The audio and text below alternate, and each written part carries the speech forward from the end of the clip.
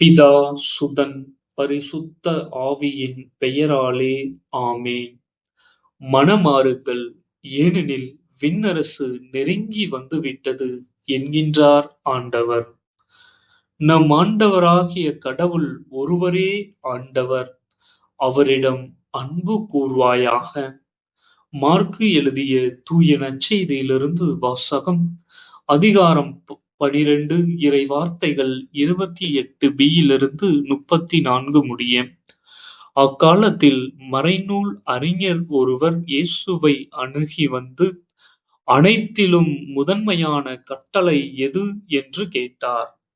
அதற்கு இயேசு, இஸ்ரவேலே கேள், நம் ஆண்டவராகிய கடவுள் ஒருவரே ஆண்டவர்.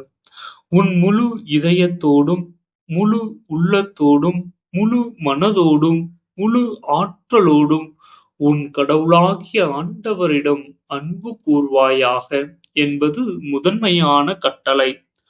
உன் மீது நீ அன்பு கூர்வது போல உனக்கு அடுத்திருப்பவர் மீதும் அன்பு கூர்வாயாக என்பது இரண்டாவது கட்டளை. இவற்றை விட மேலான கட்டளை வேறு எதுவும் இல்லை என்றார். அதற்கு மறைநூல் அறிஞர் அவரிடம், நன்று போதகரே, கடவுள் ஒருவரே, அவரை தவிர வேறு ஒரு கடவுள் இல்லை என்று நீர் கூறியது உண்மையே.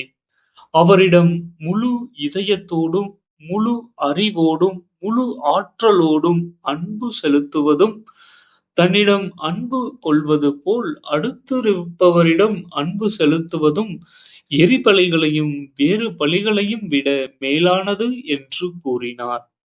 அவர் அறிவு திறனோடு பதிலளிப்பதை கண்ட இயேசு அவரிடம், நீர் இறையாட்சியினின்று தொலைவில் இல்லை என்றார். அதன் பின் எவரும் அவரிடம் எதையும் கேட்க துணியவில்லை. இது ஆண்டவரின் அருள்வாக்கு. இறைவா, உமக்கு நன்றி.